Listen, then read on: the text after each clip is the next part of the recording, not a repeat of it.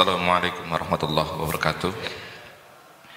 Innal hamdalillah nahmaduhu wa nasta'inuhu wa nastaghfiruh wa na'udzu billahi min shururi anfusina wa sayyiati a'malina may yahdihillahu fala mudilla lahu wa may yudlil fala hadiya lahu. Asyhadu an la ilaha illallah wahdahu la syarika lahu wa asyhadu anna Muhammadan abduhu wa rasuluhu la nabiyya ba'dah.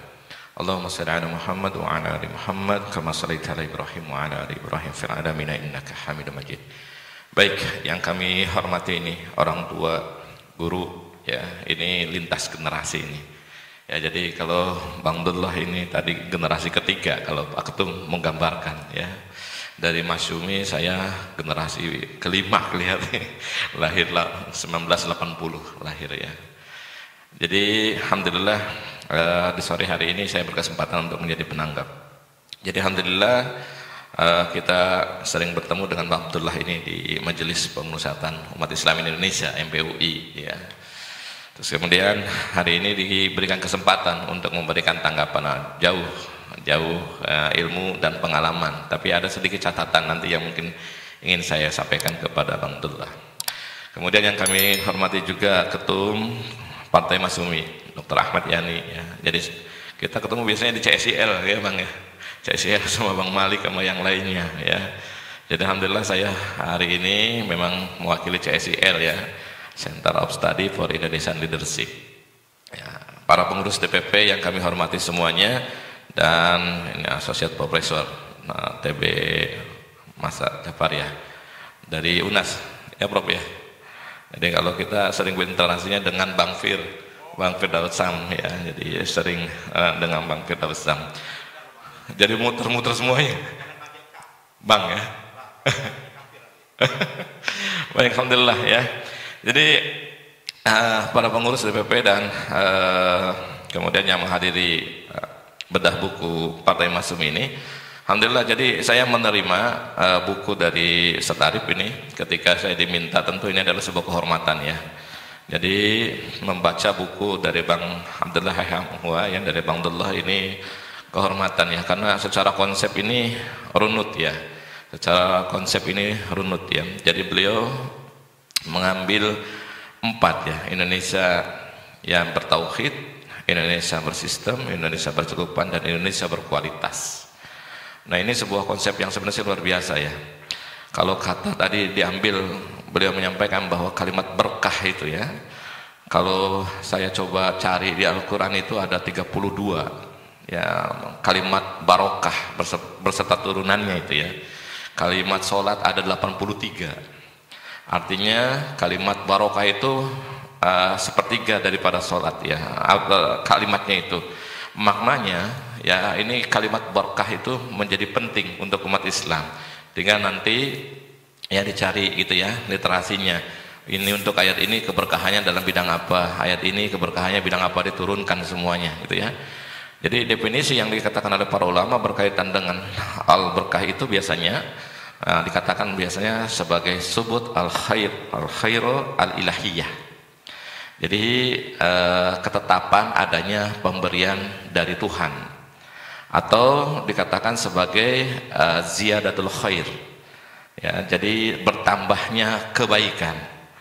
Ya, bertambahnya kebaikan. Maknanya bahwa ada nilai kebaikan.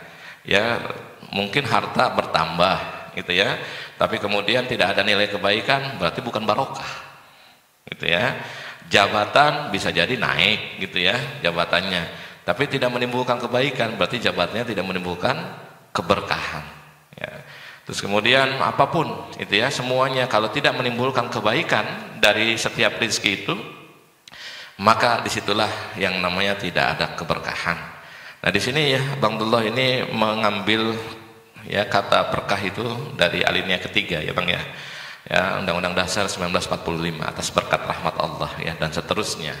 Nah ini sebuah kalimat yang terdokumentasikan begitu luar biasa gitu ya, menjadi pandangan umat Islam setelah dihapusnya 7 kata dalam Piagam Jakarta.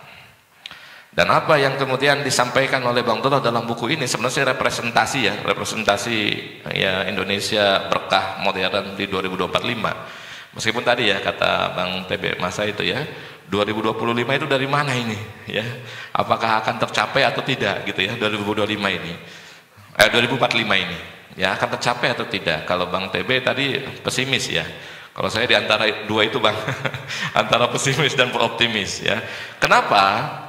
Karena 2045 itu bukan hanya Indonesia yang berpikir akan mencapai Indonesia emas, Indonesia Bang Dullah mengatakan Indonesia barokah.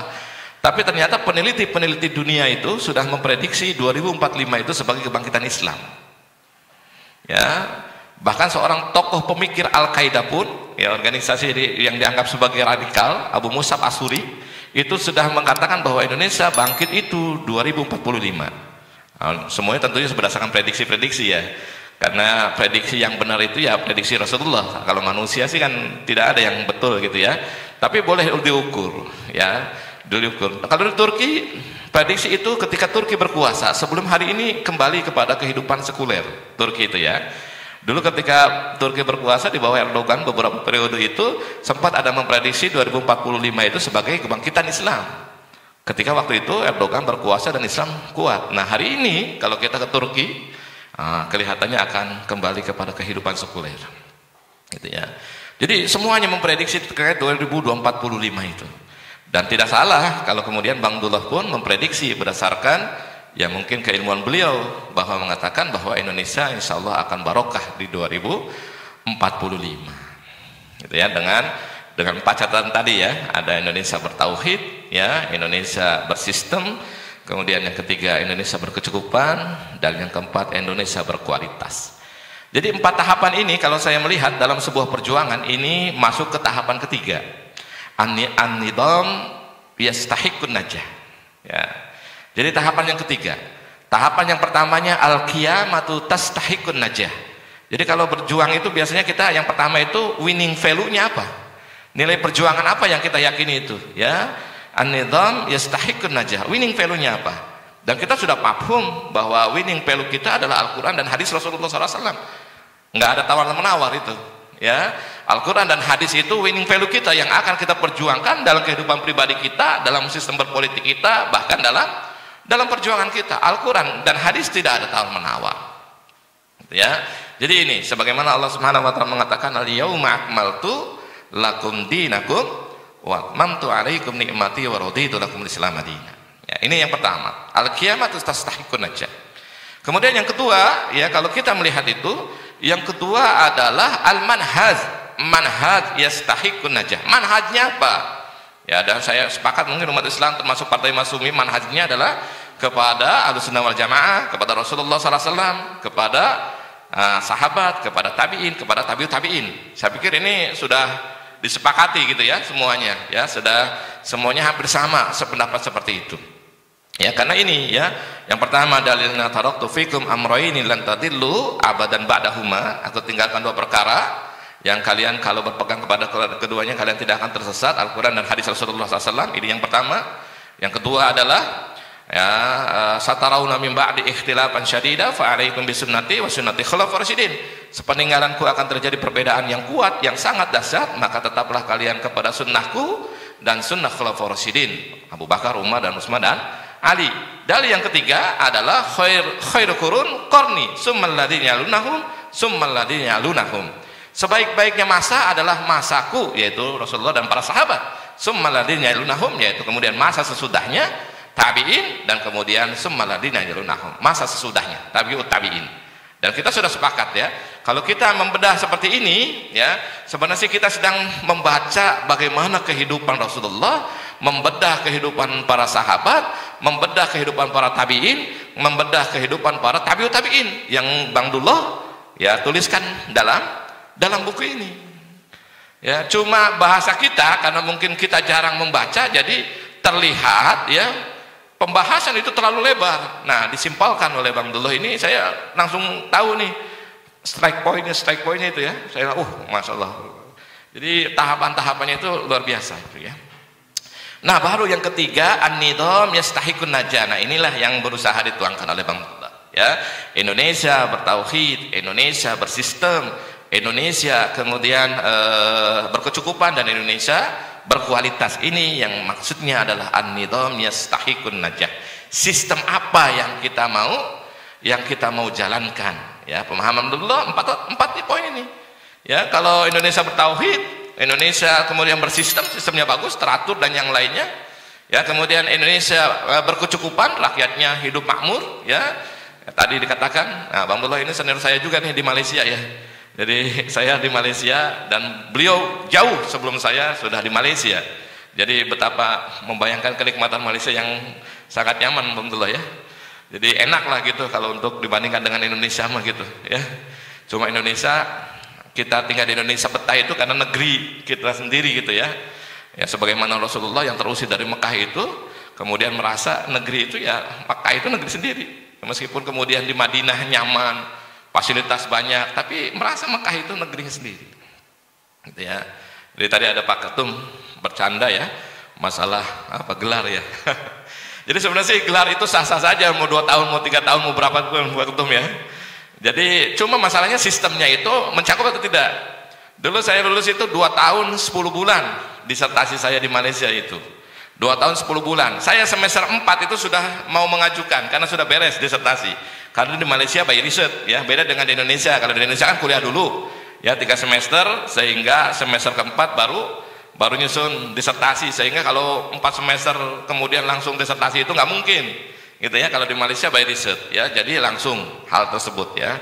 Nah ini menurut saya kalau memang sistemnya mendukung seperti itu bisa saja, tapi apa pertanyaannya, apa yang terjadi dengan Pak Menteri itu seperti itu gitu. atau memang itu di-create ya, apalagi ya hasil disertasinya 95% plagiat gitu ya. Nah ini hal yang memalukan tentunya, tidak berkah yang dulu ya, tidak berkah gitu ya. Nah yang ketiga itu anidom ya, anidom ya yastahiqun najah. Nah yang keempat yang paling penting adalah al jama'atu tastahiqun najah, winning team. Siapa yang kemudian bisa membawa Indonesia berkah ini siapa? Bang Abdullah sudah bikin buku yang bagus ini, lalu kemudian mau dititipkan kepada siapa gitu ya. Kalau ngikutin sistem ya pemilihan kita, otomatis lah ini dititipkan kepada presiden sekarang ya. Pak Prabowo, apakah Pak Prabowo ya dengan menterinya yang penuh dengan kecacatan dan kemudian ya wapresnya ini ya kemudian ya ilegal kalau dalam konstitusinya, apakah mampu membawa Indonesia ini menuju berkah itu ya 2045 itu? Karena catatannya saya dapat ini baru sampai 2034 ya alhamdulillah ya. Pesan itu 2024 sampai 2029, 2029 sampai 2034, baru sampai ini, belum nyampe 2045. Nah winning timnya ini yang bisa mencapai kesuksesan itu siapa? Kita punya konsep yang bagus ya kan, kita konsepnya bagus nih ya, termasuk tadi yang disampaikan oleh Pak Ketum itu, Masyumi ini melahirkan ide-ide gitu ya, berani beradu wacana ya, berani kemudian beradu argumen ya, karena tokoh-tokoh Masyumi ini ya memang secara keilmuan gitu ya, secara keilmuan konsep dan yang lainnya sangat dahsyat gitu ya. Cuma pertanyaannya, keilmuan tokoh-tokoh Masyumi termasuk sekarang nih ya, bukunya Bang Abdullah, bukunya yang lain-lainnya itu sudah dapat dinikmati oleh masyarakat Indonesia atau belum? Nah ini catatan saya sebagai masukan kepada Bang Abdullah maupun kepada Partai Masyumi. Ya di sini saya tidak melihat Bang Abdullah yang namanya digitalisasi ilmu pengetahuan. Ya padahal itu sangat penting itu. Di zaman digital sekarang ilmu pengetahuan itu sangat penting. Bagaimana ilmu itu bisa diakses oleh semua orang. Hari ini saya dapat buku dari Bang Yani. Tapi kalau dilihat dari digital apakah sudah ada atau belum? Buku itu yang kemudian bisa diakses ya, bisa kemudian dibaca oleh masyarakat umum. Dulu kemajuan Baghdad pada pemerintahan Daulah Abbasiyah ya, Daulah Utsmaniyah, itu kemudian bagaimana ilmu itu bisa dinikmati oleh masyarakat sehingga masyarakatnya betul-betul cerdas ya. Hari ini kan buku itu hanya menjadi konsumsi orang-orang elit saja, orang-orang yang senang baca saja, tapi tidak menjadi penikmat masyarakat. Saya di Pascasarjana UIK itu ya, jadi saya ngajar S2 Magister Komunikasi Penyiaran Islam. Fokus kita kepada komunikasi digital ya. Jadi di situ saya pernah melakukan penelitian, tanya kepada mahasiswa-mahasiswa saya gitu ya, terkait dengan pergerakan, termasuk yang saya tanyakan itu mahasiswa itu kenal nggak dengan Partai Masyumi. Nah, gitu ya. Ini sebagai evaluasi pengurus DPP Masyumi ya. Saya tanya kepada mahasiswa semuanya, kenal nggak Partai Masyumi? Saya tanya satu-satu tokohnya, kenal nggak? Ternyata untuk masyarakat hari ini Gen Z, milenial, nggak ada yang kenal. Nggak ada yang kenal. Ya, nggak ada yang kenal. Sama Pak Arif apa lagi ya. Tapi nggak ada kenal. Nah, ini maknanya digitalisasi penting. Ya, digitalisasi penting. Gitu ya. Terus kemudian saya pernah melakukan survei terhadap partai-partai Islam, partai mana yang kalian lihat mewakili suara rakyat, gitu ya. Partai Islamkah, partai nasionaliskah, yang mana yang kalian menurut kalian kontennya bisa menyuarakan rakyat, ya.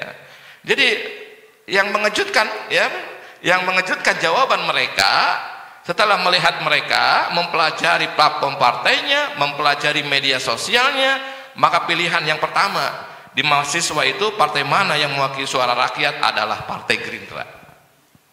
Nah, ternyata kontennya itu berbeda itu ya. Kalau partai-partai Islam, kalau enggak kegiatan partainya, terus kemudian ketumnya dan yang lainnya gitu ya, tanpa mengambil isu-isu kerakyatan gitu ya. Ternyata itu. Jadi ini yang mungkin kita perlu pelajari betul ya, bahwa di sini saya lihat begitu banyak ya masukan-masukan yang diberikan oleh Bang Dullah ini terkait dengan mewujudkan Indonesia berkah ini ya. Indonesia berkah. Seharusnya Bang Dullah ini jadi inilah ya, penasihat presiden lah ya. Sudah pantas ini ya, dari ilmu pengalaman gitu ya. Kalau penasihatnya presiden itu kan nggak ada syukuran yang berbau kesyirikan gitu ya. Kalau di sini kan digambarkan sama Bang Dullah ini untuk meresmikan ibu kota negara aja, kepala daerah membawa air gitu ya, sebagai keselamatan, padahal yang memberikan manfaat dan mudarat hanya Allah Subhanahu wa taala. Kira-kira masih dibuka nggak itu jalur penasihat presiden? Kalau masih dibuka, kita usulkan Bang Dullah jadi penasihat presiden. Ya, seperti itu. Jadi ini ya, jadi memang ya saya melihat itu seperti itu ya. Jadi Indonesia berkah itu bisa diwujudkan. Saya melihat bisa. Cuma masalahnya siapa yang kemudian, tim mana yang kemudian mewujudkannya. Hari ini Masyumi keanggotanya berapa orang Pak? Kira-kira kalau mengelola negara yang super besar ini kira-kira sanggup atau enggak? Nah, itu ya. Pertanyaan itu ya. Ya, baru yang terakhir setelah al-qiyamatu tastahiqun najah, kemudian al-manhaj tastahiqun najah, terus kemudian an-nizam yastahiqun najah, al-jamaah tastahiqun najah, winning timnya. Baru yang terakhir sebagaimana disampaikan di bab 2 ini, al-ghayah tastahiqun najah. Ya, tujuan ya akan bisa diwujudkan. Di sini Bang Abdullah mengatakan bahwa tujuan kemerdekaan berdasarkan alinea keempat, yang pertama warga negara yang terlindungi eksistensi dan hak-hak asasinya, yang kedua adalah NKRI negara merdeka yang berdaulat, yang ketiga terciptanya kesejahteraan umum, yang keempat bangsa yang cerdas, dan yang kelima berperan Indonesia dalam menciptakan ketertiban dunia. Baru ya ini kita bisa wujudkan. Cuma parameter-parameter tadinya itu, yang pertama ya kiamatu ya, sejauh mana kita berpegang kepada Al-Quran dan hadis ya, sebagai masukan tadi ya. Ketika ini masukan untuk DPP semuanya, ketika ada yang membaca Al-Quran masih sibuk, ada yang jalan-jalan, ada yang lain gimana kita mau memperjuangkan Islam. Kalau Al-Quran aja kemudian kita masih sibuk, kita tidak abaikan. Nah, parameter pertamanya ini harus kita coba perbaiki ya. Barangkali itu mungkin ya masukan sedikit kepada Bang Abdullah. Saya intinya menekankan terkait dengan digitalisasi ilmu pengetahuan sebagai masukan. Jadi ada cerita menarik ya, ketika saya Pak, ya mungkin ini Pak Ketum nanti bisa menganggarkan lah ya. Kalau tadi ada siapa, Ustadz Nur Hadi ya, yang fokus menulis itu. Jadi ketika saya kuliah di Malaysia itu, ya dekan saya yang kemudian hari ini menjadi rektor Universitas Sultan Zainal Abidin itu, yang punya proyek melahirkan, ya jadi dia melakukan penelitian terhadap manuskrip ulama Melayu Nusantara, Indonesia, Malaysia dan semuanya. Ya mereka kumpulkan manuskrip itu, dan mereka tahu bahwa manuskrip itu pusatnya, sumber datanya ada di Leiden University, gitu ya, di Leiden University. Ya sehingga kemudian rektor itu ya supervisor saya atau promotor saya meminta saya ya, karena dia tahu begitu lihat Leiden University yang megang perpustakaan Leiden University khususnya ya dalam peradaban Melayu Islam itu adalah orang Kito Nah, itu orang kita, Dr. Surya Suryadi. Sehingga kemudian beliau meminta kepada kita, tolong carikan nomor kontak Dr. Surya Suryadi. Nah, akhirnya saya cari, saya dapat, dan kemudian universitas saya itu kemudian membeli manuskrip, ya, semua manuskrip ulama Melayu Nusantara itu dengan nilai 1 juta ringgit. Kalau sekarang mungkin 3,5 miliar, gitu ya. Nah, kalau untuk Mas Sumi ini mungkin kiranya kalau tadi literasi yang akan dikembangkan, ya masukan saya ya ada tim khusus gitu ya, mengkaji manuskrip ulama terkhusus tokoh-tokoh Mas Sumi. Barangkali ada data yang kemudian belum terdokumentasikan sehingga ini menjadi data tambahan perjuangan gitu ya.